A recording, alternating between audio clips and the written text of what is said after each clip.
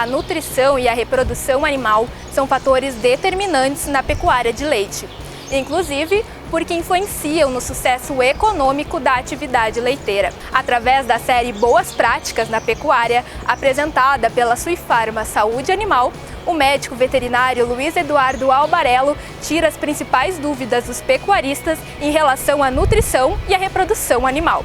A entrevista foi feita pela Sabrina Tolotti, que compõe a equipe da Suifarma. O Eduardo Reginato nos questionou a respeito das principais doenças reprodutivas. Hoje na cadeia leiteira, principalmente para quem presta serviços de consultoria e assistência técnica, um dos principais desafios dentro da cadeia leiteira é tu encontrar os principais problemas que todas as propriedades têm. E em cima disso estão as doenças reprodutivas. Entre elas eu posso citar algumas comuns, que seria IBR e IBVD, que são duas doenças virais, e leptospirose, que é e a brucelose, que são bacterianas. E ainda tem a neosporose, que seria protozoário. Então essas 5 são uma das principais doenças que afetam tanto a questão produção como a questão reprodução. O que acontece dentro da cadeia leiteira? Quando você vai em busca de resolver esses problemas aí, são quando já tem um problema crítico dentro da propriedade, onde já levou um custo elevado para esses produtores, onde já deu um prejuízo elevado para esses reprodutores, em vez desses produtores buscar resolver o problema antes mesmo dele dar um prejuízo elevado, que é trabalhar com preventivo. Hoje nós temos vacinas no mercado com as principais doenças reprodutivas, onde tu não precisa deixar ela se instalar, deixar ela dar um nível de prejuízo dentro da propriedade altíssimo que essas doenças acabam ocasionando. É mais fácil trabalhar com preventivo. Tanto que todos os técnicos que eu conheço já trabalham com calendários de vacinações, aonde tu consegue fazer um planejamento dentro da propriedade e com isso corrigir esses problemas dessas doenças bacterianas e virais com essas vacinas reprodutivas aí. Quando eu trabalhava com essa questão de buscar qual que são os vírus, 80, 90% das propriedades que não eram vacinadas, alguns dos animais tinham essas doenças. Então o que eu acabei optando? Em vez de eu buscar qual que é a doença que está ocorrendo, qual que está afetando aquela propriedade, eu já trabalho com um calendário sanitário, tento resolver o calendário sanitário tanto como preventivo como tratamento, e se depois sim, com o tempo, eu vou buscar se não foi resolvido, qual que é o vírus ou qual que é o protozoário, ou qual que é a bactéria que está interferindo e trazendo esses prejuízos dentro da propriedade. Essa questão também veio do campo para nós.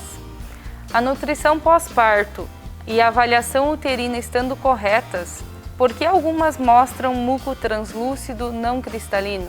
Falando da questão do período de transição, que é o pré-parto e o pós-parto imediato, e a hora do parto em si, que é a produção de colostro, a recuperação do útero, enfim, eu preciso ter vários fatores que correlacionando junto, estando ok para mim conseguir ter uma eficiência no pós-parto imediato. E isso tem alguns pontos que eu posso controlar, que eu posso trabalhar e alguns pontos não. O que acontece? Questão sanitária, por exemplo. Eu posso trabalhar em cima de uma sanitária correta, de uma sanidade correta, trabalhar com vacinas que vão diminuir esses problemas pós-parto.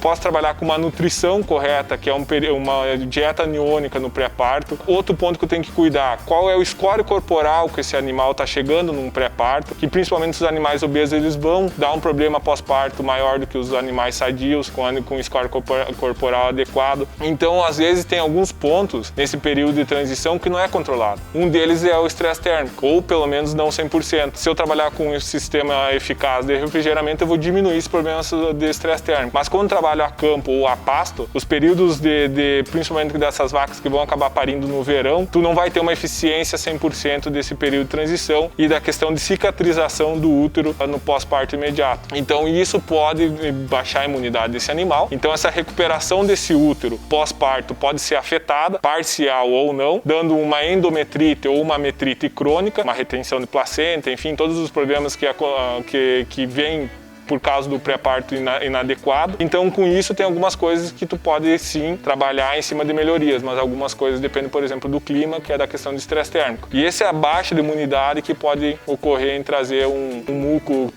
que não seja translúcido, um muco com um pouco de secreção, ou um muco que ainda não está apto para me liberar esse animal aí para inseminação ou para reprodução.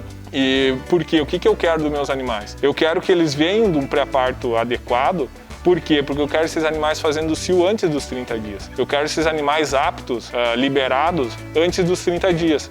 Para ter uma sanidade correta, que é o que eu busco. Por mais que o meu período de espera voluntário vai ser mais de 30, vai ser 30, 45, 60, isso dependendo de cada propriedade, como que eu vou saber se esse animal está vindo saudável para o meu pós-parto imediato? Em cima da avaliação desse cio. Então, às vezes, essa questão de imunidade no período de transição acaba afetando bastante essa liberação desse animal com músculo cristalino aí no pós-parto imediato.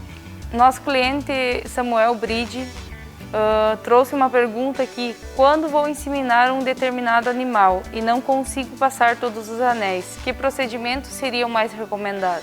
Hoje, dentro da inseminação, como eu trabalho com bastante treinamento, principalmente dos meus produtores ou de técnicos, eu acabo colocando bastante nesse meu treinamento aí que eu faço para eles, cada passo da importância dos passos dentro da inseminação artificial. Que hoje ela vem tomando cada vez mais mercado, a diminuição do uso de touros dentro da propriedade está se tornando cada vez maior, buscando biotecnologias de reprodução com efeito melhor no campo. Pensando especificamente nessa pergunta aí, o que acontece? Uma que tu tem um tempo de eficácia dessa questão da inseminação. Quanto mais rápido tu conseguir fazer, melhor, porque tu vai ter uma eficácia melhor na questão da fertilidade. Mas pensando especificamente nessa pergunta da questão de passar os anéis, o que importa? Não é tanto o tu passar os 3 anéis. O que maior afeta a questão da reprodução é tu lesionar os anéis por forçar ele de passar. Então, o que alguns técnicos acabam fazendo? Tentam forçar porque não conseguem passar os 3 anéis, acabam lesionando, ocasionando um sangramento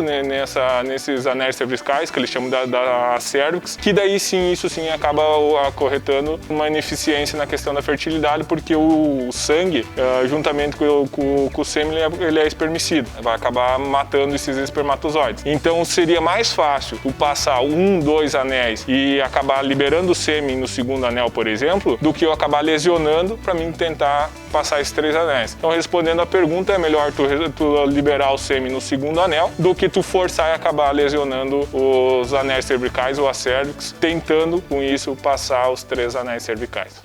E você, tem alguma dúvida a respeito dos assuntos abordados neste conteúdo? Deixe sua dúvida aqui nos comentários desse vídeo. A equipe da Suifarm está à disposição para sanar todas as dúvidas.